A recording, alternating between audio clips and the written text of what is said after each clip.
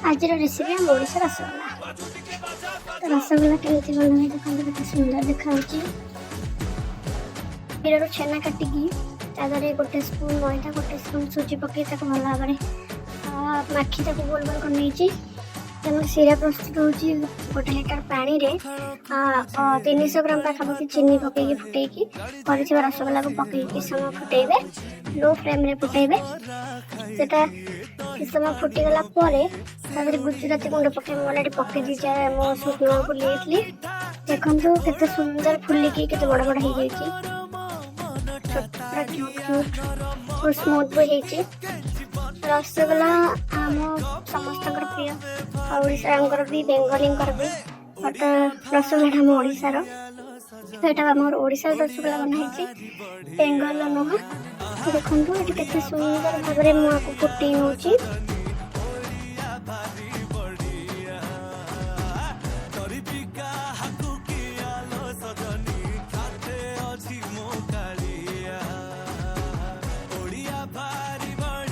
फुटीगला देखो के बड़ बड़ हो पूरा प्रिपेयर आम रसगोल्ला आपको आउ 10 मिनिट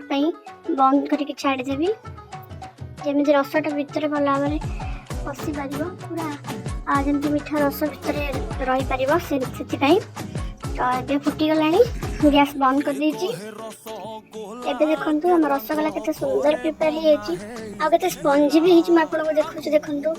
धरला खसी जाते स्मूथ अच्छी हाथ ठंडा कला के स्पंजी देखो खाइला बेलू भी बहुत टेस्टी लगुला तो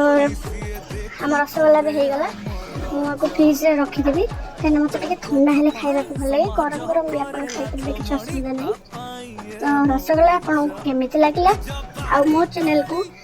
प्लीज लाइक शेयर आउ सब्सक्राइब करने जमा भूलें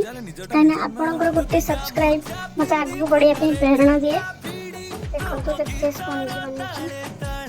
भल भी बनी तो रेडी होगा आमर रसगोल्ला आप खाई पारे जल्दी खाइबा।